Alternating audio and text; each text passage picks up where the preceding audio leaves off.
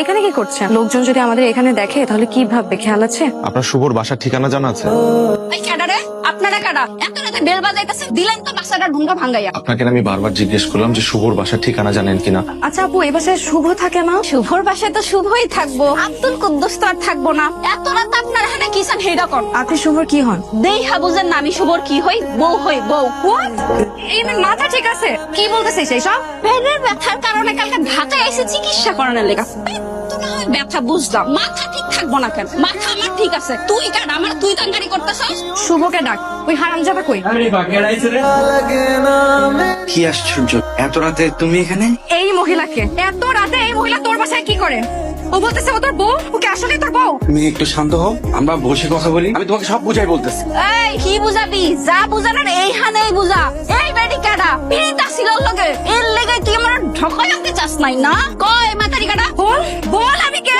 বল। তোমরা দুজনে আমার খুব আপন।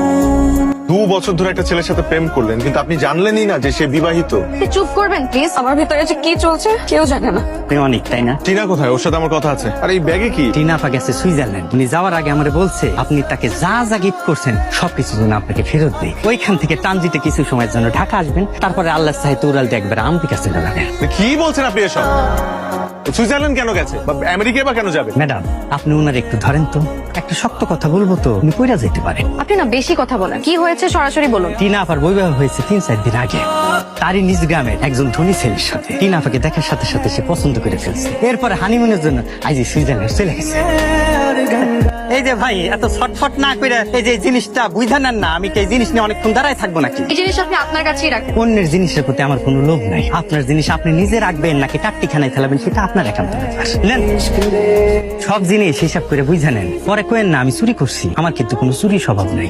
আহারে, বেচারা চেহারার দিকে তাকানো যাইতেছে না। অনেক কোনো কষ্ট নিয়েন না ভাইজান। আপা আমারে বলছিল আমি যেন আপনারে বলি তার বাবা জোর করে তার বৈবাহ দিয়েছেন, কিন্তু সেই কথা আমি বলবো না। এই কথা বললে আপনি সারাটা জীবন কষ্ট পাবেন।